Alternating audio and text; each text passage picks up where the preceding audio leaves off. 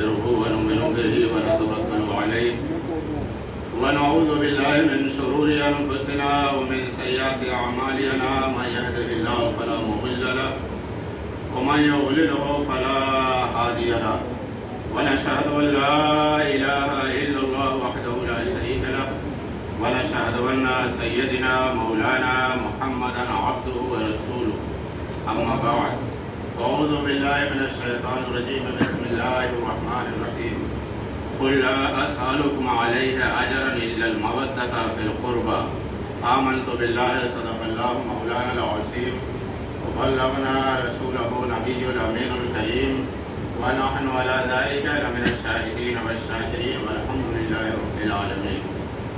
حصول برکت و سعادت کے لیے بارگاہ رسالت امام میں حدیث شریف پیش کریں. سیدنا وعلی آل سیدنا مولانا محمد صلی اللہ علیہ وسلم صلاۃ و سلام علیک یا رسول اللہ. ایک بار اور پڑھ لیں اللہم صلی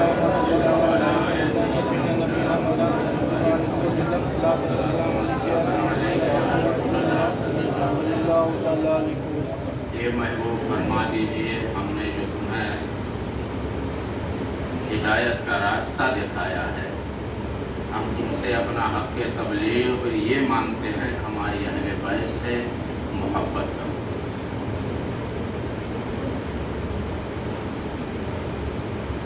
حضور کی چچی حضرت ام فضل نے خواب دیکھا.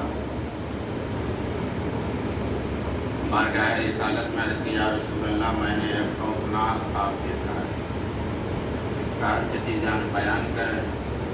یا رسول اللہ خواب اچھا نہیں لگتا ہے. کہا چچی جان بیان کرے. کہا یا رسول اللہ میں نے دیکھا ہے کہ آپ کے جسم کا ایک ٹکڑا کاٹا گیا اور وہ میری گود میں دے دیا گیا. حضور نے فرمایا چچی جان خواب بہت اچھا ہے. ان قریب میری بیٹی فاطمہ کے گھر ایک بچہ پیدا ہوگا تو اسے اٹھا کر کے میری گود میں.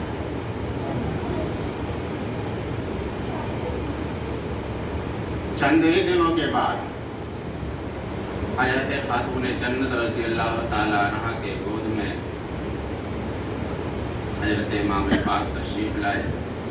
حضور کی چچی ام فضل نے آپ کو گود میں اٹھا کر کے حضور کی بارگاہ میں پیش کیا, گود میں دیا. آپ نے پیشانی کو بوسہ دیا اور کان میں اذان کہی اور ساتھ ہی فرمایا حسین, نام بھی حسین رکھا. حسین یہ تمہارے نانا مصطفیٰ کی آواز ہے, اس کی لاج رکھنا.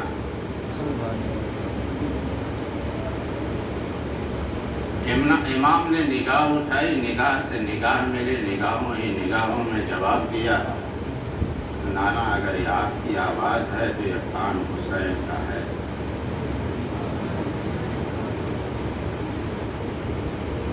لوگ مسجدوں میں قرآن پڑھتے ہیں, ممبروں پہ قرآن پڑھتے ہیں, مصلی پہ قرآن پڑھتے ہیں. اگر ضرورت پڑی تو میں نیزے پہ چڑھ کے بھی قرآن پڑھوں گا.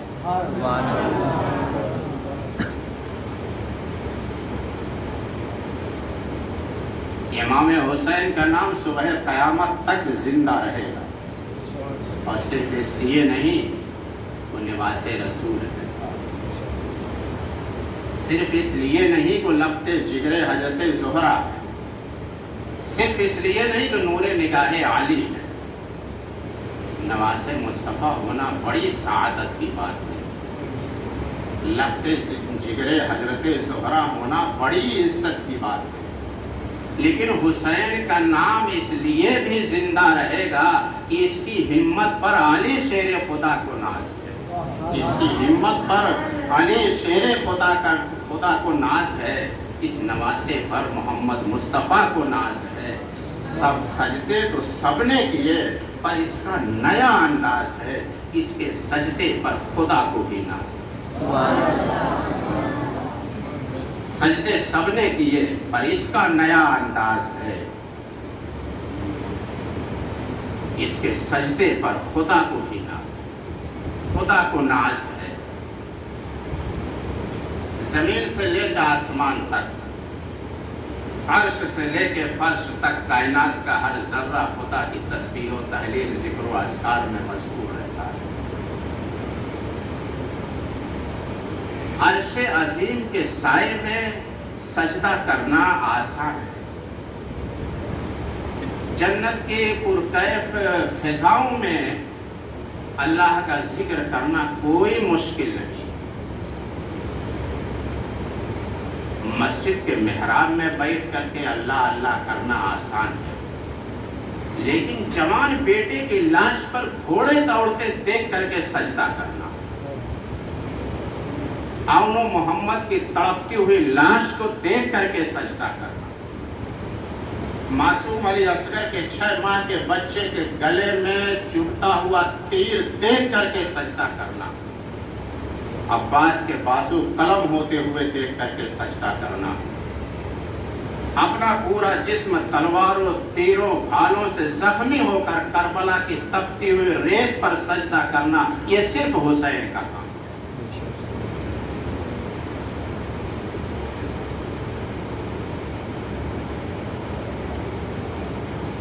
اب 1400 سال کے بعد لوگ آج کے دور میں چکن کھا کر کے، چائے کے ساتھ کڑک پاؤ کھا کر کے عقل دیتے ہیں۔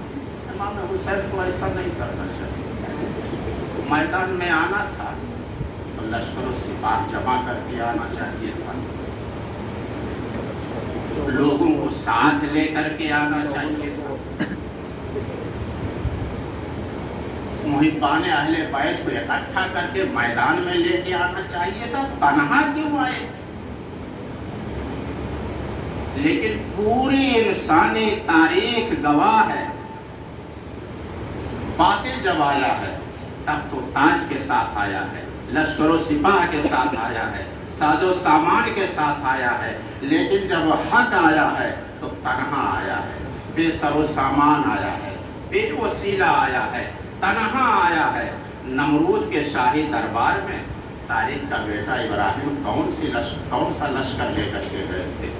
فرعون کے دربار میں 70,000 جادوگروں کے مقابلے میں عمران کا فرزند موسیٰ کون سا لشکر لے کر کے گئے تھے؟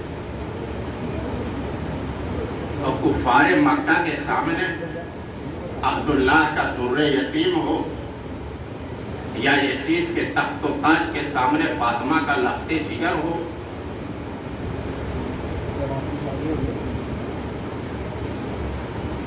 نمرود کو بھی اللہ تعالیٰ نے بادشاہت دی، دولت و حشمت دیا، تخت و تاج دیا، بخت جمال دیا، لیکن وہ اللہ کا شکر گزار بندہ نہ بن سکا اور خود ہی اپنے کو خدا ہونے کا اعلان کر دیا۔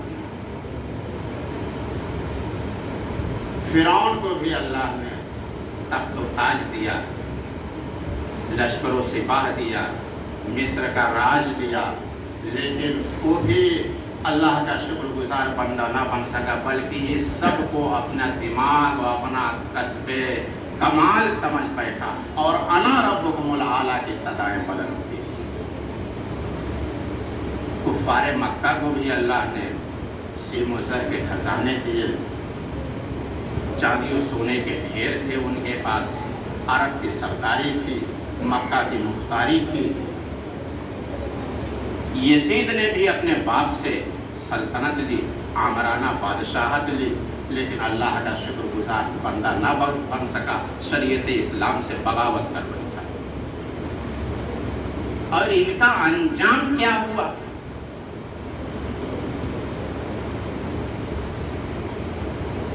فرعون کو موسیٰ علیہ السلام نے ایسی حکمت سے دوڑایا کہ دریائے نیل کے لہروں میں ڈوب مرا۔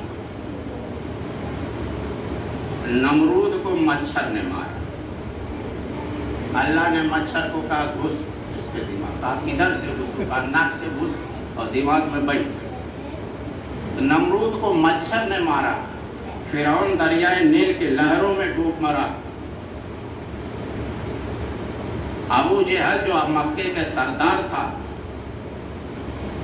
پورے عرب میں اس کا ڈنکا بجتا تھا، اس کو 8 سے 10 سے 12 سال کے 2 بچوں نے مارا۔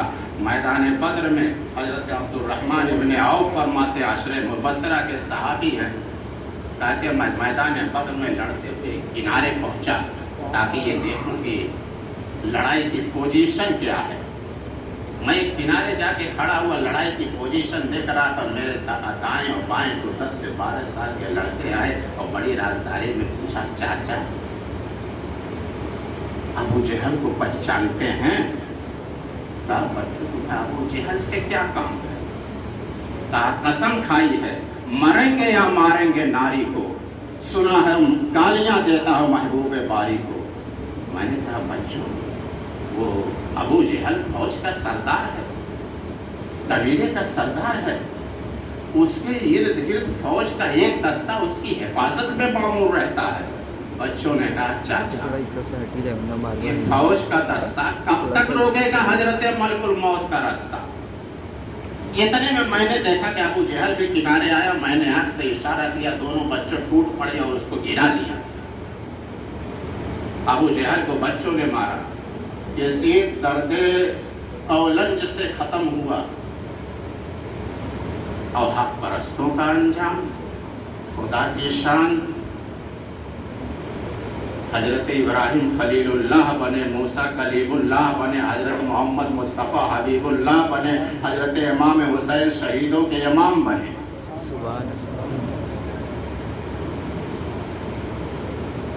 फिरौन मरा, उसके लिए कोई रोने वाला नहीं था, कोई मातम करने वाला नहीं था। नमरूद खत्म हुआ, उस पर कोई आंसू बहाने वाला नहीं था। अबू जहल खत्म हुआ, कोई उसका शोक मनाने वाला नहीं था। यजीद खत्म हुआ तो कोई आंसू बहाने वाला नहीं था। लेकिन इमाम हुसैन शहीद हुए। आज हिंदुस्तान वाले अश्कबार हैं, अफगानिस्तान वाले तड़प रहे हैं, ईरान वाले बिलक रहे हैं, पूरी दुनिया अश्कबार है। इमाम हुसैन मरकर भी जिंदा हो गए, शहीद होकर भी जिंदा हो गए। आज उनका नाम जिंदा है, उनके नाम लेवा जिंदा है, उनके गुलाम जिंदा हैं, उनका किरदार आज तक जिंदा है और सुबह क़यामत तक उनका किरदार जिंदा है।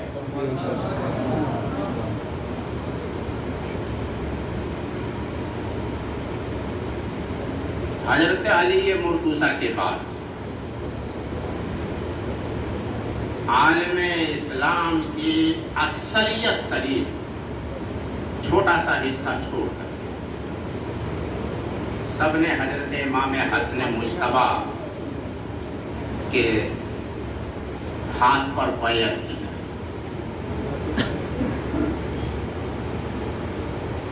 इमाम हसन मुश्तबा हजरत अली मुर्तज़ा के सबसे बड़े शहजादे हैं।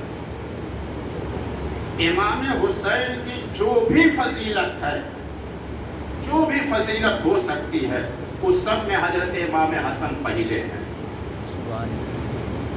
इमाम हुसैन अगर हजरत फातिमा ज़हरा के लगते जिगर हैं, हजरत इमाम हसन पहले हैं। इमाम हुसैन अगर अली मुर्तज़ा के नूर नज़र हैं तो इमाम हसन पहले हैं। अगर इमाम हुसैन मोहम्मद मुस्तफ़ा के निवास से हैं, इमाम हसन पहले हैं। अगर इमाम हुसैन को हुजूर ने अपनी गोद में खिलाया है, कंधे पे बैठाया है, तो ये शर्फ इमाम हसन को पहले है। इमाम हुसैन की जो भी फजीलत है, उस सब में हजरत इमाम हसन पहले। ये और बात है कि हमारे यहाँ भेड़ पॉलिसी नाफिज है। भेड़ कैसी होती है? आप राजस्थान में देखेंगे, ये भेड़ आगे आगे चलती है, पीछे दर्जनों भेड़ कमर हिला हिला के उसी के पीछे, एक भी इधर उधर नहीं। तो हमारे यहाँ 10 दिन इमाम हुसैन का नाम होता है, इमाम हसन का नाम शायद बायद ही लिया जाता है। इसलिए हमारे यहाँ भेड़ पॉलिसी में एक ने जिसका नाम लिया सब कूद कूद करके वहीं रहते हैं। इमाम हुसैन की जो भी फजीलत है, हजरत इमाम हसन सब में पहले। बल्कि ताजदारे करबला इमाम हसन से आगे नहीं चलते थे। ताजदारे करबला भी है, ताजदारे करबला के भी इमाम हजरत इमाम हसन। आलम इस्लाम का उस जमाने में थोड़ा सा हिस्सा छोड़ करके सब ने हजरत इमाम हसन के हाथ पर बैअत की। لیکن حضرت امام حسن حضور صلی اللہ علیہ وسلم جب کسی چیز کی کسی بات کو ارشاد فرماتے تو پوری کائنات اس کو پورا کرنے میں مشغول ہو جاتی ہے۔ یہ چیز سب سے یاد رکھیں، حضور نے جو ارشاد فرمایا وہ کسی نہ کسی وجہ سے وہ پورا ہو کر کے رہے۔ حضرت امام حسن بچپنے کا عالم تھا، حضور نے فرمایا میرا یہ بیٹا سید ہے، اس کی وجہ سے اللہ تبارک و تعالی مسلمانوں کے 2 گروہوں میں صلح فرما دے گا۔ مسلمانوں کے 2 گروہوں میں اب یوٹیوب پہ دیکھ کر کے حضرت امیر معاویہ کو لان تان نہیں کرتا۔ حضور نے فرمایا مسلمانوں کے 2 گروہوں میں، دونوں کو حضور نے مسلمان کہا، مسلمانوں کو 2 گروہوں میں اس کی وجہ سے، میرے اس بیٹے حسن کی وجہ سے صلح فرما دے۔ حضرت امام حسن نے 2 گروہوں میں خوفناک جنگ روکنے کے لیے، اسلام کی بنیادوں کو کمزور ہونے سے بچانے کے لیے، دین میں فتنہ و فساد کو روکنے کے لیے چند شرائط کے ساتھ خلافت حضرت امیر معاویہ کے حوالے کر دی 5 مہینے کچھ دن کے بعد۔ اس میں ایک شرط، کچھ شرائطیں یہ بھی تھی کہ آپ اپنے بعد خلیفہ امام حسن ہوں گے، اور حضرت علی مرتضیٰ کے زمانے میں جو لوگ اہل بیت کے ساتھ تھے ان کے ساتھ کوئی مواخذہ نہیں ہوگا، کوئی پوچھ گچھ نہیں ہوگی، کوئی ان پہ مقدمہ قائم نہیں ہوگا، اور آپ خلفائے راشدین کے طرز عمل پہ حکمرانی کریں گے۔ یہ 8-10 شرائط تھی، اور 1-2 شرائط کے علاوہ انہوں نے کسی شرائط پہ عمل نہیں کیا۔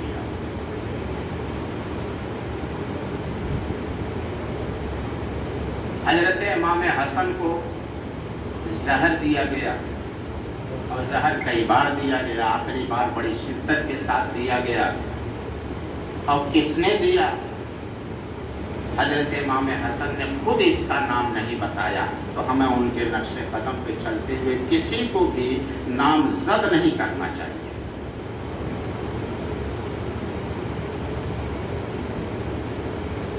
اللہ کے رسول صلی اللہ علیہ وآلہ وسلم نے فرمایا جو کسی مسلمان کو بلا وجہ قتل کر دے اس کی دائمی سزا، ہمیشہ سزا جہنم ہے۔ ایک عام مسلمان کو بلا وجہ قتل کر دینے کی سزا دائمی جہنم ہے، ہمیشہ ہمیشہ کے لیے جہنم ہے۔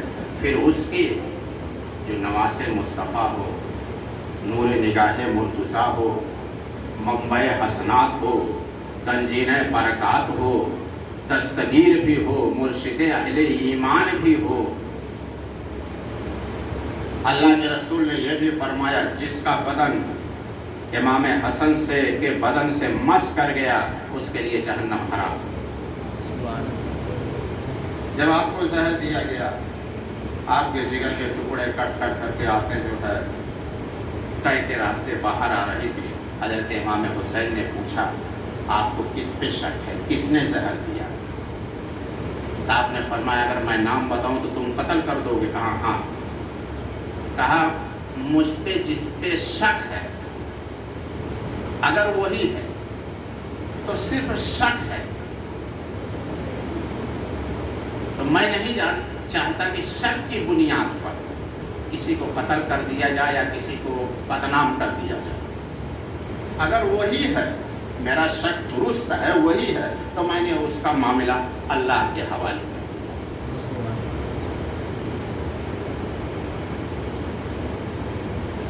حضرت امام حسن نبی کے نور العین برادر حسین شہزاد کونین، ان کی خاک پہ قربان، ان کی پردہ پوشی پر نثار، عدل و انصاف کے بادشاہ، آپ کے عدل کو سلام۔ انہوں نے کسی کا نام نہیں دیا، تو ہمیں بھی کسی کا نام زد نہیں کرنا چاہیے۔ تو انہوں نے خلافت امیر معاویہ کے حوالے کر دی تھی، اور شرائط میں یہ تھا کہ آپ اپنے بعد خلافت خاندان نبوت کے واپس کریں گے اور خلفائے راشدین کے نقش قدم پہ. بہرحال انہوں نے جو بھی 10-12 شرائطیں تھیں 2-3 کے علاوہ کسی پر عمل نہیں کیا. اور حضرت امیر معاویہ کو کچھ لوگوں نے گھمایا بھی، ان کو سمجھایا بھی اپنے فائدے کے لیے.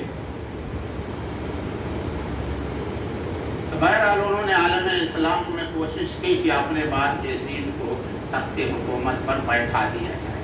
اس کے پہلے اسلام میں اس بات کی اجازت نہیں تھی کہ کوئی شخص اپنے بھائی کو، اولاد کو زبردستی تخت پہ بیٹھا دے. تو پوری امت مسلمہ کا یہ فریضہ ہوتا اور جس کو چاہے وہ اپنا حاکم.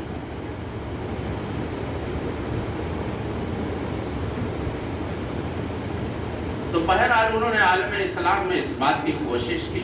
حکومت ان کے ہاتھ میں تھی.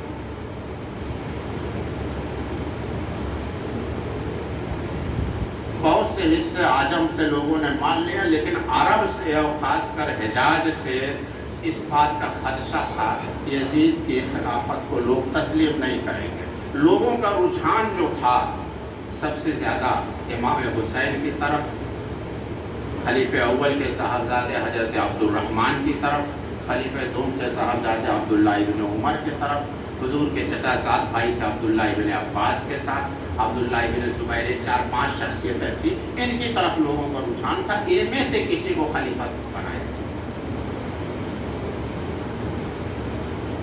ایک بار حج کے موقع پر آ کر امیر معاویہ نے ان لوگوں کو دباؤ ڈالا.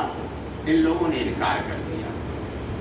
یہ آج تک اسلام میں اس بات کی اجازت نہیں ہے.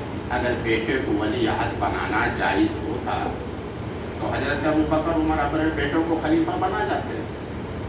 یہ پوری امت مسلمہ کا فریضہ ہے، تو جسے چاہے بنا. بہرحال ان لوگوں کو نظر بند کیا گیا اور لوگوں کو اعلان کیا گیا. بہرحال آخری وقت میں یہ فائنل ان کی زندگی میں نہیں ہو سکا. لوگوں نے، خاص کر عرب کے لوگوں نے، حجاز کے لوگوں نے اس بات کو تسلیم نہیں کیا. ہم آپ کے پاس یزید کو خلیفہ تسلیم کریں. حضرت امیر معاویہ رضی اللہ تعالیٰ عنہ نے اپنے انتقال سے پہلے یزید کو وصیت کی، میں نے تیری خلافت کے لیے ہر ممکن کوشش کر دی ہے، راہ پوری طرح ہموار کر دی ہے. عجم سے تو کوئی مخالفت نہیں ہوگی، لیکن عرب سے مخالفت ہوگی. عبداللہ ابن عباس، عبداللہ ابن زبیر بہت زیادہ، عبداللہ ابن عمر بہت زیادہ صاحب اثر ہیں، لیکن یہ لوگ زیادہ جد و جہد نہیں کریں گے. تمہیں زیادہ ہوشیار رہنا ہے امام حسین کی طرف سے. عراق والے ان کو آگے بڑھائیں گے، اور عبداللہ ابن زبیر سے ہوشیار رہنا. بہرحال امیر معاویہ نے وصیت کی، امام حسین اگرچہ بہت زیادہ صاحب اثر ہیں لیکن تیرے پاس بہت زیادہ ہے، حکومت کی پوری مشینری ہے. اگر تو ان پہ قابو پا لے تو ان کے عزت و احترام کو برقرار رکھ. انہوں نے وصیت کی، ان کا انتقال ہو گیا، اس نے خلافت حاصل کی اور اطراف میں اپنی بیعت کے لیے، بیعت اس زمانے میں یہ ہوتی تھی یعنی ہماری حکومت کو تسلیم کرنے کا اقرار، ہم تمہاری حکومت تسلیم کرتے ہیں. مدینہ منورہ کے گورنر کے پاس قاصد آیا، یزید کا خط دیا. گورنر نے خط پڑھا. یہ بڑا مشکل کام تھا، یہ نامزد تھا، یہ شخصیتوں سے، عبداللہ ابن عمر سے، عبداللہ ابن زبیر سے، عبداللہ ابن عباس سے، امام حسین سے، ان کو بلا کر کے بیعت دی جائے. اگر نہ بیعت کرے تو سر قلم کر دیا جائے. قاصد آیا گورنر کا بلانے کے لیے. حضرت امام حسین اس وقت مسجد میں تشریف فرما کے، حضرت عبداللہ ابن زبیر بھی وہیں کے. قاصد آیا، کہا کہ آپ کو گورنر نے یاد فرمایا ہے. امام حسین نے کہا ٹھیک ہے چلے جاؤ، ہم آ جائیں گے. آپ نے عبداللہ ابن زبیر سے کہا گورنر کے دنوں میں ملتا جلتا نہیں تھا کسی سے، اچانک بلایا اس نے کیوں؟ عبداللہ ابن زبیر نے کہا معلوم یہ ہوتا ہے کہ حضرت امیر معاویہ کا انتقال ہو گیا، بیمار پہلے سے. انتقال ہو گئے، یزید نے اپنی خلافت تسلیم کرانے کے لیے بیعت لینے کے لیے گورنر نے بلایا۔ عبداللہ ابن زبیر نے کہا میں تو نہیں جاؤں گا، میں سیدھا مکہ جاتا ہوں۔ امام حسین نے کہا ہم وعدہ کیا تو جائیں گے۔ آپ نے 25-50 آدمیوں کو ساتھ میں لیا اور گورنر ہاؤس کی طرف گئے اور دروازے کو سب کو تعینات کیا۔ کہا اگر میرے آنے میں دیر ہو جائے یا میں اندر زور زور سے بولوں تو اندر جو ہے تم لوگ چلے آنا۔ آپ گئے، گورنر جو ہے وہ ولید نے آپ کو یزید کا خط دیا اور بتایا کہ آپ کو یزید نے بیعت لینے کے لیے کہا ہے۔ آپ نے کہا میں بھی جانتا ہوں، تم بھی جانتے ہو۔ یزید نے شریعت کے بیشتر قوانین کو توڑا، ایسے فاسق و فاجر کی بیعت نہیں کی، اور یہ طریقہ بالکل صحیح نہیں ہے کہ ایک ایک آدمی کو گورنر ہاؤس میں بلا کر کے تلواروں کے سائے میں بیعت لی جائے۔ بیعت لینا ہے اور مسجد میں لوگوں کو جمع کرو یا کسی میدان میں جمع کرو، لوگوں سے بھی کہو، ہم سے بھی کہو، جو لوگوں کا فیصلہ ہوگا وہ مانا جائے گا۔ بہرحال آپ نے بیعت سے انکار کر دیا اور اس کے بعد حکومت کی طرف سے دباؤ بڑھا تو آپ نے مدینہ منورہ چھوڑنے کا ارادہ فرما دیا۔ اپنے خاص لوگوں کو بتایا، سب نے اپنی ہمت و استطاعت کے مطابق بارگاہ امام میں کہا یا امام آپ مدینہ منورہ چھوڑ کر کے نہ جائیں، آپ کو ہم دیکھ لیتے ہیں تو حضور صلی اللہ علیہ وسلم کی یاد تازہ ہو جاتی ہے، آپ مدینہ کی جان ہے، بہار ہے، ہم ہر ممکن آپ کا ساتھ دیں۔ امام نے کہا آپ سب کی محبت کا شکریہ، لیکن جو ہمیں مشکلات درپیش ہیں آپ کو کیا بتایا جائے۔ کوئی بھی ایسا شخص مسلمان نہیں ہوگا جو مدینہ میں رہنے کی جس کو اجازت ہو اور نہ رہے، جو رہ سکتا ہو اور نہ رہے۔ ہمارا تو سب کچھ مدینہ میں ہے، لیکن مدینہ کی حرمت اور اس کی عزت کو بچانے کے لیے یہ ضروری ہے کہ ہم یہاں سے چلے جائیں۔ بہرحال رات کے وقت عشاء کے بعد لوگوں کو رخصت کیا اور گھر والوں کو تیاری کا حکم فرما کر ماں کی مزار اقدس پہ حاضر آئے۔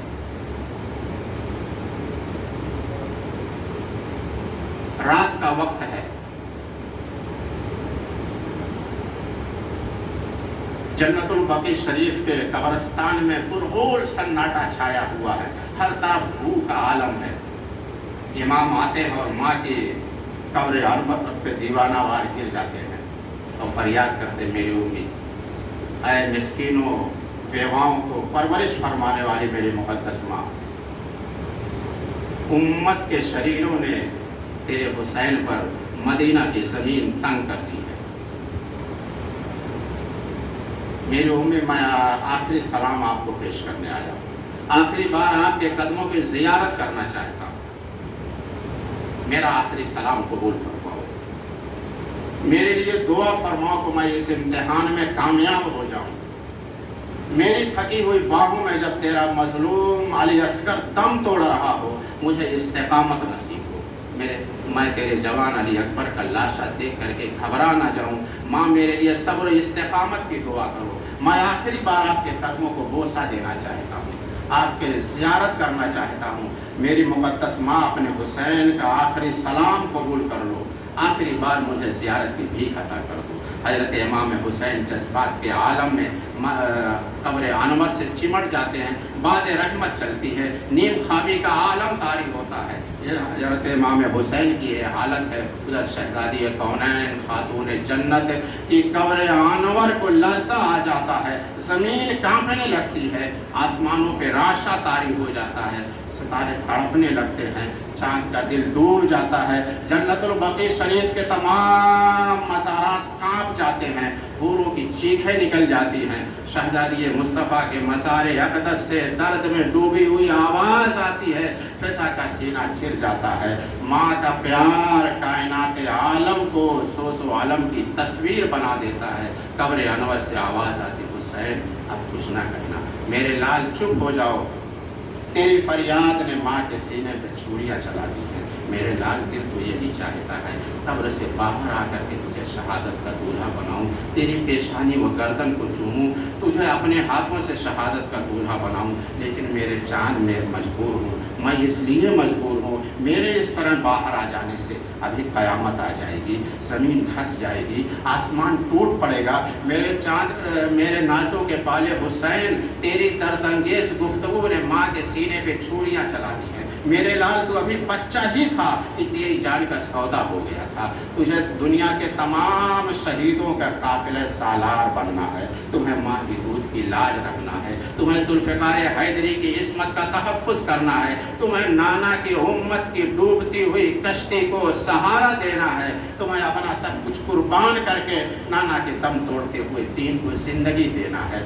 میرے بیٹے، جب تمہارا خون کربلا کے تپتے ہوئے ذرات پر گرے گا، مجھے تمہارے نانا کے حضور میں سرخروئی حاصل ہو جائے گی۔ میرے بیٹے، میں آؤں گی، تیرا مقتل دیکھنے آؤں گی، تیری شہادت گاہ کا نظارہ کروں گی، تیری دشت کربلا کی آگ اگلتی ہوئی ریت کو اپنے آنسوؤں سے ٹھنڈا کروں گی، میں تیرے گھوڑوں کے سموں سے کچلی ہوئی سربریدہ لاش کے ٹکڑے اکٹھے کروں گی، تیرے لاش کے ٹکڑوں پر اپنی چادر تطہیر کا سایہ کروں گی، کربلا کے ریت پہ بکھرے ہوئے کانٹوں کو سمیٹوں گی، شیر خدا کے شیر تیری بہادری کے جوہر دیکھوں گی، شہربانوں کا صبر دیکھوں گی، زینب کا پہرا دیکھوں گی، سکینہ کے خشک ہونٹوں کو چوموں گی۔ لوگ مرنے والے کے قبر پہ پانی کا چھڑکاؤ کرتے ہیں، میں تیرے مظلوم علی اصغر کے لاش پہ اپنے آنسوؤں کا چھڑکاؤ کروں گی۔ لوگ مرنے والے کے کفن پہ مشک و کافور ملتے ہیں، لیکن تم جب شہادت کا جام نوش کرو گے، تمہارے نانا کے عنبر فشاں زلفیں بکھر جائیں گی، کربلا کا ذرہ ذرہ مہک اٹھے گا۔ میرے بیٹے، ہم آئیں گے، تیرا بھائی حسن بھی آئے گا، تمہارے نانا بھی آئیں گے، ہم سب تمہارا امتحان دیکھیں گے، تمہارے سوائے اس امتحان میں کوئی کامیاب نہیں ہو سکتا۔ میرے بیٹے، میں تمہارا سلام قبول کرتی ہوں، میرے بیٹے تیرا سلام قبول نہیں کروں گی تو اور کس کا کروں گی؟ میرے بیٹے، تیری گردن پہ ظلم و جبر کی چلنے والی تلوار اس عارضی جدائی کو ہمیشہ ہمیشہ کے لیے ختم کر دی۔ میرے بیٹے، جاؤ اپنی جان دے کر نانا کی امت کی ڈوبتی ہوئی کشتی کو کنارے پہ لگا دو۔ حضرت امام حسین ماں کے مزار اقدس کو چومتے ہیں اور واپس ہوتے ہیں۔ غمزدہ ساری فضا تھی، فلک تھراتا رہا، غم کے آنسو صورت شبنم میں برساتا رہا۔ الوداع اے خاتون جنت، الوداع اے بنت نبی، اے مرکز مہر و محبت، الوداع۔ حضرت امام حسین نے ماں کی مزار اقدس کو سلام کیا اور دیگر امہات المومنین کی بارگاہ میں سلام پیش کیا اور دیگر جنت البقیع کے مکینوں کو سلام پیش کیا۔ حضرت امام حسین نے، اہل بیت اطہار نے حضرت امام حسین نے ایک سبق ہی دیا، جب تمہیں کسی بڑے سفر پہ جانا، کسی لمبے سفر پہ جانا، اگر والدین زمین کے اوپر نہ ہوں تو زمین کے اندر ہوں، تو وہاں قبر پہ جا کے زیارت کرو۔ یہ اہل بیت کا سنت ہے، یہ بہت بابرکت عمل ہے۔ اگر وہ حیات ہوں تو ان کی دعائیں لو، اگر قبر اس دنیا سے جا چکے ہیں تو ان کی قبر کی زیارت کرو۔ یہ اہل بیت رسول کی کا عمل ہے، یہ نہایت بابرکت۔ حضرت امام حسین نے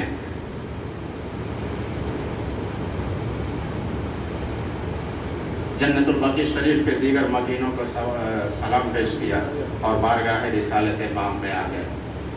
امام الانبیاء کا دربار اقدس ہے، رات تیسرے پہر میں داخل ہو رہی ہے، ملائکہ کرام نہایت ادب و احترام کے ساتھ دربار رسالت امام میں ہدیہ صلاۃ و سلام پیش کر رہے ہیں۔ ایک نور ہے جو اس خلاؤں اور فضاؤں کو منور کیے ہوئے ہے، یہ فیصلہ کرنا انتہائی مشکل ہے کہ نور آسمان سے زمین کی طرف نزول کر رہا ہے یا زمین سے آسمان کی طرف پرواز کر رہا ہے، یہ اہل عرفان ہی بتا سکتے ہیں۔ انہی انوار و تجلیات کے برسات میں امام حسین بارگاہ رسالت مآب میں حاضر ہو کر دربار رسالت مآب میں ہدیہ صلاۃ و سلام پیش کرتے ہیں اور عرض کرتے ہیں، نانا تیرے کرم کے خزینے کی خیر ہو، بھیک مجھ کو تیرے مدینے کی خیر ہو۔ حضرت امام حسین بارگاہ رسالت میں عرض کرتے ہیں، یا رسول اللہ، میں آپ کا وہی حسین ہوں جس کے لیے آپ نے خطبہ چھوڑ کر کے ممبر سے اتر آئے تھے، آپ کا وہی حسین ہوں جس کے لیے آپ نے جنت سے جوڑا منگوایا تھا۔ یا رسول اللہ، نانا جان، میں جب آپ کے کاندھوں پر آپ مجھے سوار کرتے تھے، میں جب آپ کے کاندھوں پہ سوار تھا تو میں نے ایک آواز سنی تھی، حسین تو کتنی اچھی سواری میسر ہے۔ تو آپ نے کہا تھا سوار بھی تو بہت اچھا ہے۔ نانا جان، آپ نے مجھے شہسوار بنایا، آپ نے مجھے جس امتحان کے لیے پالا تھا میں نے اس کی تیاری مکمل کر لی ہے، لیکن نانا جان، آپ مجھے شہادت کی جن منزلوں پہ دیکھنا چاہتے ہیں وہ آپ کی دستگیری کے بغیر محال ہے۔ حضور، میں آپ کو جمال جہاں آرا دیکھنے کے لیے آیا ہوں، آخری بار آپ کے قدموں کو بوسہ دینا چاہتا ہوں، آپ میرے لیے دعا فرماؤ۔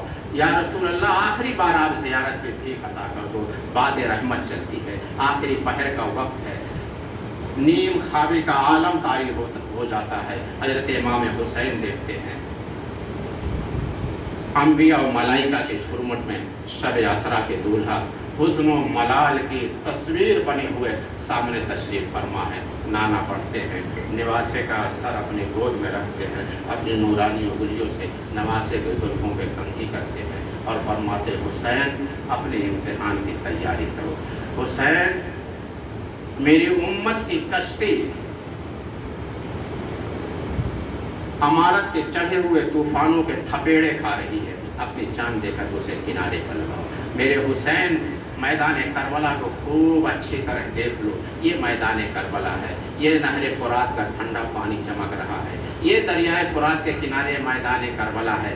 میرے حسین، یہ تمہاری شہادت کی جگہ بھی ہے، یہ تمہارا امتحان گاہ بھی ہے، یہاں تیرا امتحان ہوگا، عظیم امتحان۔ اسی مقام پر فرائض ذبح عظیم کی تکمیل کرے گا۔ میرے حسین، اس بے آب ہو گیا تپتے ہوئے صحرا کو تیرے خون سے آبیاری کے بعد کربلائے معلیٰ کا نام دیا جائے گا۔ حسین، یہ فرات ہے لیکن اس کا پانی تجھے نہیں ملے گا۔ تیری اہل بیت شدت پیاس سے تڑپ رہی ہوگی، تیرے مظلوم علی اصغر کو پانی کے چند قطروں کے بدلے میں زہر میں بجھا ہوا تیر اس کے گلے میں پیوست کر دیا جائے گا۔ تیری بچی سکینہ پانی کے ایک ایک گھونٹ کے لیے تڑپ رہی ہوگی۔ میرے بچے حسین، تجھے اس کا پانی نہیں ملے گا، تجھے پیاسے رہ کر امتحان دینا ہوگا۔ میرے بیٹے حسین، تیرے دشمنوں کے جانور تک اس سے پانی پیتے ہوں گے لیکن تجھے اس کے استعمال سے محروم کر دیا جائے گا۔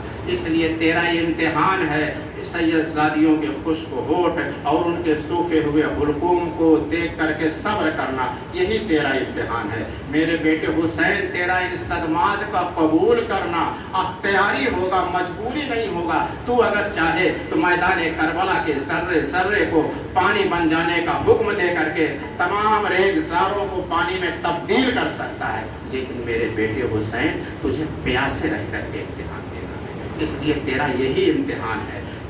میرے بیٹے حسین، میدان محشر میں اللہ تعالیٰ کی بارگاہ میں تیرا نانا تیری قربانیوں کے بارگاہ خداوندی میں پیش کر کے اپنی گنہگار امت کی بخشش طلب کرے گا۔ میرے بیٹے حسین، تیرے نانا کا ہر منصب تمام کائنات سے عظیم و عرفہ ہے۔ یہ منصب شہادت جو تجھ سے تیری طرف سے ہو کر کے ہمیں ملے گا، یہ بھی تمام کائنات سے عظیم و عرفہ ہونا چاہیے۔ میرے بیٹے حسین، تیری شہادت میری شہادت ہے، تیری مصیبت میری مصیبت ہے، تیرا خون میرا خون ہے۔ کربلا کے تپتے ہوئے صحرا میں تیری گردن سے میرا خون بہے گا، تیرا گوشت میرا گوشت ہے، تیرا خون میرا خون ہے، تیری مصیبت میری مصیبت ہے۔ حسین، میدان کربلا کا خوب اچھی طرح نظارہ کر لو۔ یہ وہ مقام ہے جہاں تیرے علی اکبر کو ذبح کیا جائے گا، یہ وہ مقام ہے جہاں حسن کی نشانی قاسم کی جوانی لٹے گی، یہ وہ دردناک مقام ہے جہاں تیرے مظلوم علی اصغر کو پانی کے چند قطرے کے بدلے میں شہر میں بجھا ہوا تیر اس کے گلے میں پیوست کر دیا جائے گا، تیری گود میں حسرت زدہ نگاہوں سے تیری طرف دیکھ کر کے دم توڑ دے گا۔ یہ وہ مقام ہے جہاں میری بیٹی کی بیٹی زینب شہیدان وفا کے لاشوں کے ٹکڑے جمع کرے گی۔ یہ وہ مقام ہے جہاں شہربانوں کا سارا گھر اجڑ جانے کے بعد اپنی شہادت اپنا لوٹتا ہوا سہاگ دیکھے گی، اپنی امنگ و آرزوؤں کا جنازہ نکلتے دیکھے گی، تیری شہادت کا منظر دیکھے گی۔ حضرت امام حسین آغوش رسول میں میدان کربلا کا مشاہدہ بھی کر رہے ہیں اور آغوش رسول میں نیند کے مزے بھی لے رہے ہیں، لیکن آرام و راحت بھی عارضی ثابت ہوئے۔ امام الانبیاء نے رخ حسین کو بوسہ دے کر کے فرمایا، حسین اہل بیت تمہارا انتظار کر رہے ہیں، جاؤ، تمہارے گردن پہ ظلم و جبر کی چلنے والی تلوار اس عارضی جدائی کو ختم کر دے گی، اور میرے دین کو ظلم و جبر کی طاقتیں ختم کر دینا چاہتی ہیں، اسے اپنی جان دے کر کے اسے کنارے پہ لگا دو۔ امام پاک نے حضور صلی اللہ علیہ وسلم کی بارگاہ میں ہدیہ صلاۃ و سلام پیش کیا اور اہل بیت اطہار کے کاشانے میں آ گئے۔ اہل بیت اطہار تیار ہو چکے تھے، سب کو قافلہ لے کر مدینہ منورہ سے باہر آئے۔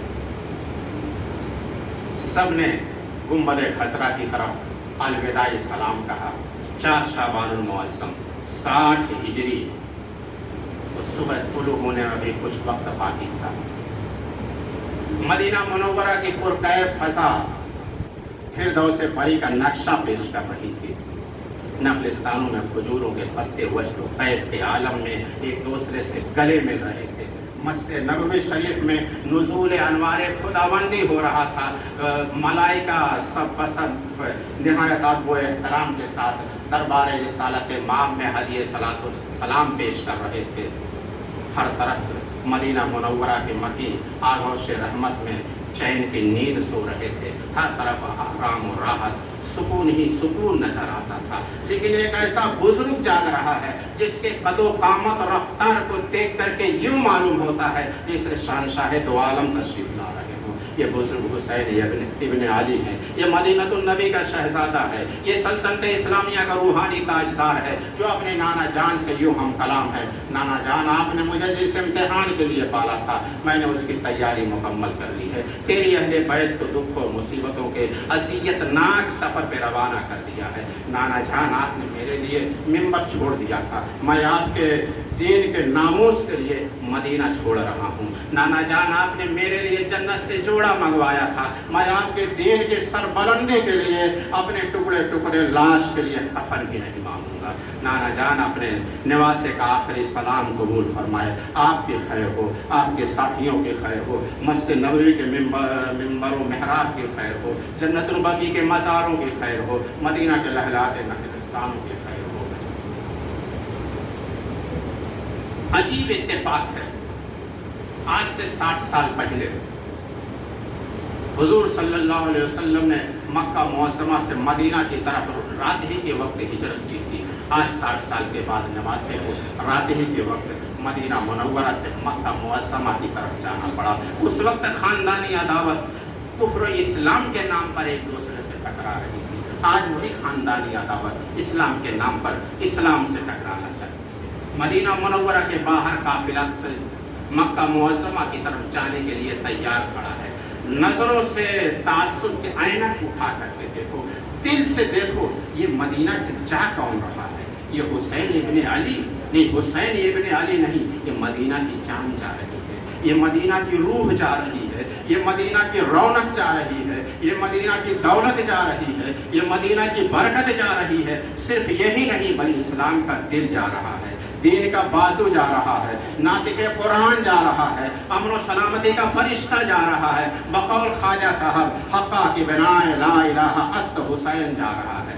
الغرض اہل بیت کا قافلہ سفر کی منزلیں قطع کرتے ہوئے منبع حسن و جمال سے نکل کر منبع جاہ و جلال میں پہنچا، دیار مصطفیٰ کو چھوڑ کر حرم خدا میں آ گیا، کوچہ صاحب لولاک سے आलूदा होकर अल्लाह के हरम पाक में आ गया। यहाँ जो सहाबा किराम थे, अब्दुल्ला इब्न ज़ुबैर, अब्दुल्ला इब्न अब्बास, दीगर लोगों ने आपका शानदार इस्तकबाल किया। आपका काफिला अपने नाना और दादा के मकानों में सुकूनत पसीर हो गया। ये वही मकान था जिसमें मखदूम कायनात हज़रत खातून जन्नत हज़रत फ़ातिमा ज़हरा की वलादत बासआदत हुई थी।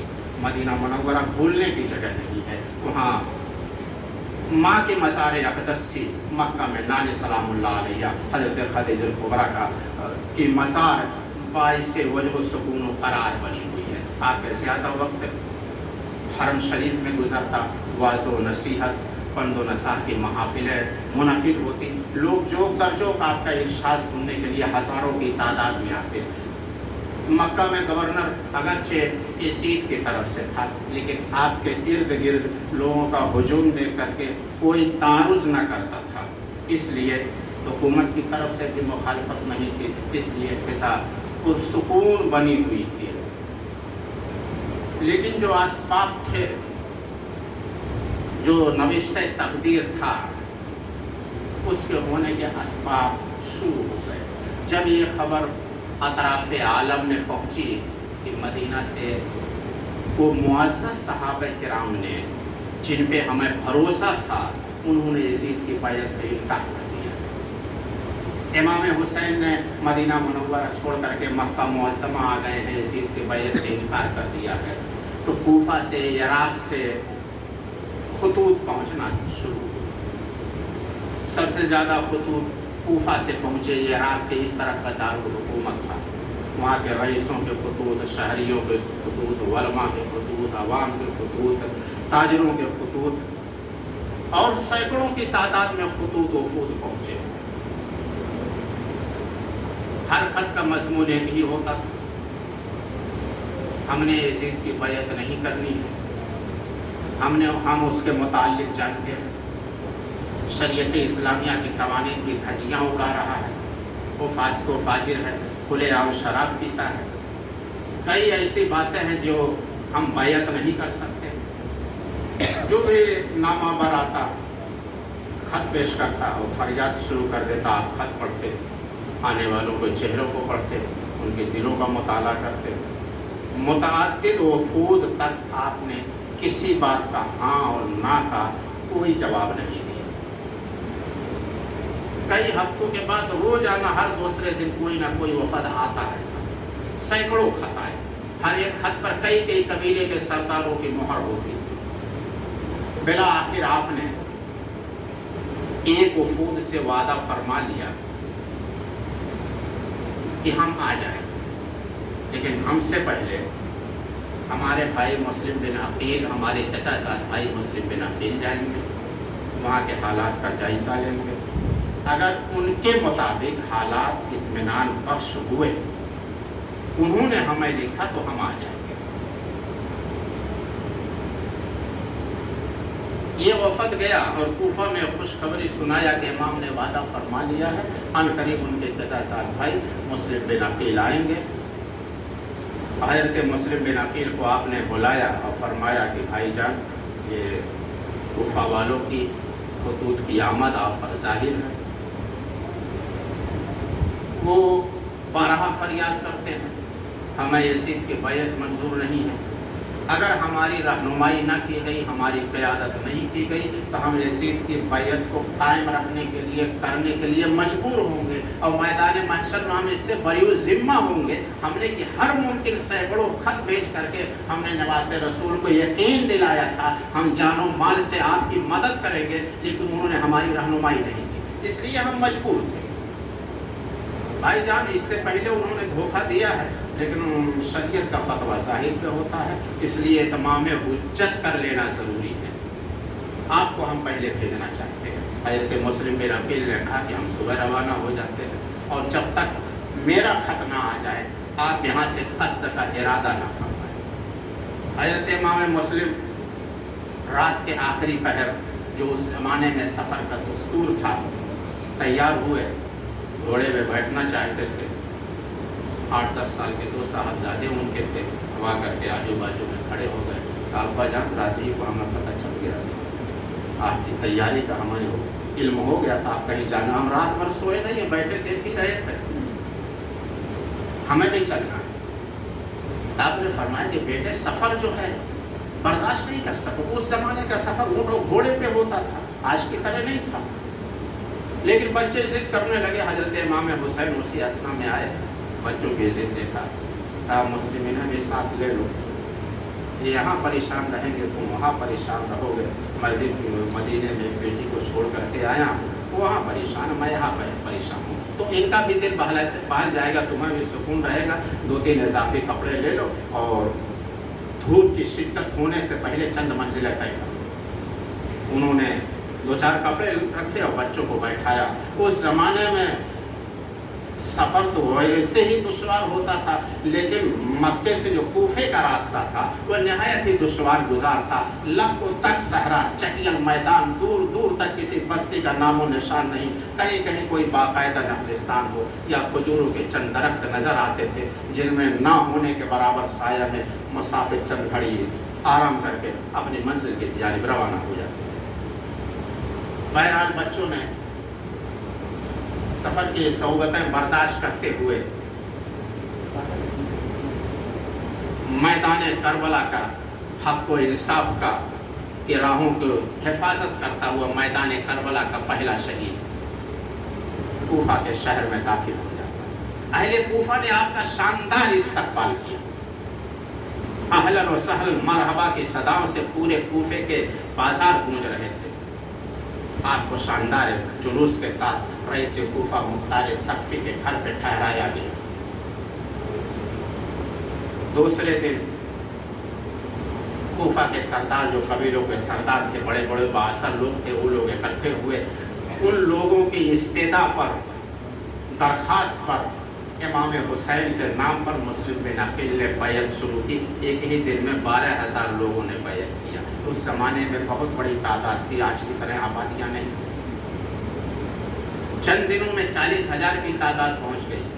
آپ نے ایک آدھ ہفتہ 2 ہفتہ وہاں رہ کر کے دیکھا، لوگوں کو جائزہ لیا، پتہ چلا کہ حقیقت میں اہل بیت مصطفیٰ کی محبت سے سرشار ہیں، ہر وقت آپ ہی کے پاس رہتے تھے۔ آپ نے جب ان کی عقیدت اور محبت دیکھی، لوگوں کا جوش و خروش دیکھا، امام حسین کے نام خط لکھ دیا۔ یہاں کے لوگ اہل بیت مصطفیٰ کی عقیدت و محبت سے سرشار ہیں، اور چند ایک لوگوں کو چھوڑ کر کے پورا کوفہ آپ کے نام کی بیعت کر چکا ہے، یعنی آپ کو، دوسرے لفظوں میں آپ کو خلیفہ تسلیم کر چکا ہے۔ بیعت کا مطلب یہ ہوتا ہے آپ آئیں اور لوگوں کو یزید کی ہلاکت خیزیوں سے نجات دلائیں۔ آپ نے خط کو مہر بند کیا، قاصد کے حوالے کیا، قاصد خط لے کر کے مکہ کی جانب روانہ ہوا۔ ایک چغل خور دمشق کی جانب روانہ ہوا، ایک جاسوس بھاگ دمشق پہنچا اور یزید کے دربار میں ہنگامہ برپا کر دیا۔ یہ یزید، تمہیں معلوم ہے کوفے میں کیا ہوا؟ کیا ہوا؟ امام حسین نے مسلم بن عقیل کو اپنی بیعت لینے کے لیے بھیج چکے ہیں، پورا کوفہ ان کے نام کی بیعت کر چکا ہے، بڑے بڑے جلوس نکلتے ہیں، اہل بیت مصطفیٰ کے حق میں نعرے بازی ہوتی، تمہیں پورے سر عام برا بھلا کہا جاتا ہے، تمہارا گورنر بھی انہی لوگوں سے ملا ہوا۔ یزید نے جب یہ سنا تو منہ پھاک ہو گیا، رنگ اڑا، کہا تم جاؤ، ایک وزیر کو کہا کہ سرجن کو بلاؤ، یہ شیطان صفت وزیر تھا، بلایا۔ سرجن نے کہا کہ امیر آپ پریشان نظر آتے ہیں، کہا ابھی کوفہ سے خبر آئی ہے کہ پورا کوفہ حسین کے نام کی بیعت کر چکا ہے۔ کہا امیر پھر اس میں گھبرانے کی کیا بات؟ کہا تم عجیب آدمی ہو، پورا کوفہ حسین کے نام کی بیعت کر چکا ہے اور تم کہتے ہو گھبرانے کی کیا بات؟ کہا وہاں کے گورنر نے منع نہیں کیا بیعت حسین سے۔ کہا یہی تو مصیبت ہے، وہ بھی انہی لوگوں سے ملا ہوا ہے، سر عام لوگ مجھے برا بھلا کہتے لیکن وہ کسی بات سے نہیں روکتا۔ تعمیر گھبرانے کی بات نہیں، میں کوفے والوں کو اچھی طرح کہتا ہوں، سب بکاؤ مال ہے، موم کی ناک ہے، जिधर चाहो जैसे चाहो मोड़ो, बस थोड़ी सी हिम्मत, थोड़ी सी सियासत की ज़रूरत है। यजीद ने कहा कब सियासत की जाएगी, कब हिम्मत से काम लिया जाएगा? पानी तो सर से ऊपर हो रहा है। अगर वहाँ से निकल खड़े हुए तो जहाँ जहाँ से गुजरेंगे लोग उनके साथ होते जाएंगे, और अगर यहाँ आ गए तो अल्लाह मालूम मेरे साथ कितने रह जाएंगे। कहा बस घबराओ नहीं, कातिब को बोलो और कासिद को बोलो। कासिद को बोलो तैयारी करें सफर, और कातिब को बोलो और 2 खत लिखवाओ। एक गवर्नर कूफा नोमान बिन बशीर की मासूली का, और दूसरा बसरा के गवर्नर उबैदुल्लाह इब्न ज़ियाद के नाम लिखो, और उसे लिखो तो बसरा को किसी भरोसेमंद आदमी के हवाले करके कूफा का चार्ज संभाल लो, और कूफा को हालात पर तुम्हें हर हाल में काबू पाना है, उसे लिखो। लालची आदमियों पे खजानों के मुंह खोल दो, अहले बैत से ज़्यादा मोहब्बत दिखाने वालों पे तशद्दुद करो, तुम्हें कत्ल गारत गरी का हर किस्म का अख्तियार होगा, यानी तुम जिसकी चाहो गर्दन मार सकते हो, तुमसे कोई मुआखजा नहीं होगा, कोई पूछ पूछ नहीं होगी। तो पूरी इस्लामी ममलकत में अमीर की नज़र से तुम पे पड़ी, और तुम्हें हर हाल में कूफा के हालात पे काबू पाना है, और कूफा में दाखिल होने का रास्ता तुम्हें अपनी अक्ल के मुताबिक अपनाना हो। इसलिए कूफा के हालात निहायत ख़राब है, तुम खुलेआम दाखिल नहीं हो सकते, दाखिल हुए तो तुम्हें लटका देंगे। उबैदुल्लाह इब्न ज़ियाद ने खत पढ़ा, बसरा को अपने भाई के हवाले किया, नोमान बिन बशीर के मासूली का हुक्मनामा जेब में रखा, सिपाहियों के चंद दस्ते लिए, और बसरा से कूफा की तरफ जो रास्ता आता था उस रास्ते को छोड़ करके मक्का से जो कूफा की तरफ रास्ता आता था उस रास्ते पर हो लिया। और इधर कूफा वालों का हाल ये था, ये जानते थे इमाम मुस्लिम का खत जा चुका है, हजारों की तादाद में लोग अपने काम काज छोड़ करके शहर के बाहर आकर के दिन भर बैठे रहते। इमाम हुसैन आएंगे, हम इस्तकबाल करते हुए साथ में ले जाएंगे। हालांकि उन्हें मालूम था अभी उनके आने में टाइम है, वो तैयारी करेंगे, आएंगे, टाइम जाएगा, हफ्तों का वक्त जाएगा, लेकिन वो रोज आना आकर के सुबह बैठ जाते थे, और जब सूरज डूब जाता था तब वापस। आज भी उबैदुल्लाह इब्न ज़ियाद ने कूफा के करीब पहुंच करके सिपाहियों को पहाड़ों में छुपा दिया, अपने सर पे हजरत इमाम हुसैन जैसे काला अमामा बांधते तो इसे काला अमामा बांधा, हिजाजी लिबास पहना, और चेहरे के पे निकाब डाले। और रात के वक्त जब अंधेरा हो गया, लोग इमाम हुसैन का इंतजार करके अपने घरों को वापस जा चुके थे, तब ये तनहा कूफा में दाखिल हुआ। किसी ने बालकनी से देख लिया कि मक्का के रास्ते से हिजाजी लिबास पहने हुए, अहले बैत जैसा अमामा पहनते वैसा अमामा पहने हुए कूफा में दाखिल हो रहा। उसने आओ देखा न ताव देखा, कहा कि इमाम लोगों मुबारक, तो इमाम आ गए, इमाम आ गए। अब आजू बाजू से जितने बेअकल थे, बेमगज, सब पुकार उठे, हाँ इमाम आ गए। दर्जनों कूद पड़े, सैकड़ों की तादाद हो गई, नारा सुनते हजारों की तादाद हो गई, इमाम आ गए, इमाम आ गए। लोग इसके पीछे हो लिए, ये गवर्नर हाउस की तरफ बढ़ रहा। और जो शहर के रहनुमा थे, कबीलों के सरदार थे, वो परेशान थे, इमाम अचानक इन पर कैसे आ गए। आने से पहले उन्होंने कोई मैसेज नहीं दिया, कोई खत नहीं रवाना किया, लेकिन हजारों की तादाद में लोग नारा लगा रहे हैं, इमाम आ गए। उनको भी समझ में नहीं आ रहा था हुआ क्या। अब ये हजारों का काफिला नारा लगाते हुए इमाम हुसैन जिंदाबाद, यजीद मुर्दाबाद, वो निकाब लगाए हुए आगे आगे, हजारों का मजमा पीछे पीछे, और निकाब से पहचानने की कोशिश करें नारा लगाने वाले। ये बड़े बड़े ताजिरों का ग्रुप है, ये उलमा का ग्रुप है, ये बड़े बड़े ऑफिसरों का भी ग्रुप है, ये नारा लगाने वाले, ये फौज वाले भी नारा लगा रहे हैं। ये आगे बढ़ रहा। और जब ये गवर्नर हाउस में आवाज़ पहुंची तो गवर्नर ने कहा कि आदमियों की आवाज़ कैसी आ रही है। आदमी आकर के फौरन पीछे गए, कहा कि इमाम हुसैन आ रहे हैं, हजारों की तादाद में गवर्नर हाउस की तरफ बढ़ रहे हैं। हुकूमत ऐसा प्रोपेगेंडा हुआ, हुकूमत की मशीनरी भी फेल हो गई। गवर्नर ने गवर्नर हाउस का गेट बंद करवाया और फसील पर खड़े हुए, और वहाँ से आके खड़े होकर कह रहे इमाम हुसैन वापस जाइए, वापस जाइए। میں آپ کو گورنر ہاؤس حوالے نہیں کروں گا اور خدا کی قسم آپ سے لڑوں گا بھی نہیں, آپ واپس جائیے. وہ بھی امام حسین سمجھ رہے. یہ وہاں پریشان کھڑا, یہ کچکچا کے بولا ارے دروازہ تو کھول. تو کسی نے اس کی آواز پہچان کیا, نعمان کے کان میں کہا کہ یہ تو بصرہ کا گورنر عبید اللہ ابن زیاد ہے. تو پگلی دروازہ کھول کر کے اس کو اندر لیا, دروازہ بند کرایا, وہاں سپاہیوں کو متعین کیا اور فصیل پر آیا. اور یہاں تو لوگ امام حسین سمجھ رہے, نعرے پہ نعرہ لگا رہے تھے امام حسین زندہ باد, یزید مرد آباد. وہ فصیل پہ پہنچا اور جیسے نقاب الٹا سب کو شاک لگا. وہ زیر نقاب نور دیکھنا چاہتے تھے, نقاب الٹتے ہی پتہ چلا یہ تو کوئی ظلمات ہے. وہ فاطمہ کی چاند کی زیارت کرنا چاہتے تھے, لیکن ان کے سامنے سمیہ کا ولد الحرام نکلا. وہ ابن رسول کی راہ دیکھتے تھے, انہیں ابن مجہول سے واسطہ پڑ گیا. وہ مدینہ کے فرشتہ سیرت انسان کے منتظر تھے, لیکن ان کے سامنے بصرہ کا شیطان تھا. آج ہی کی طرح وہاں بھی بے عقلوں کے لوگ پیچھے دوڑ پڑتے. ان کی عقلوں نے سوچا ہی نہیں کبھی امام حسین کے آنے میں ٹائم جائے گا. ایک نے نعرہ لگایا تو سبھی دوڑ پڑے کہ ہاں امام حسین آ.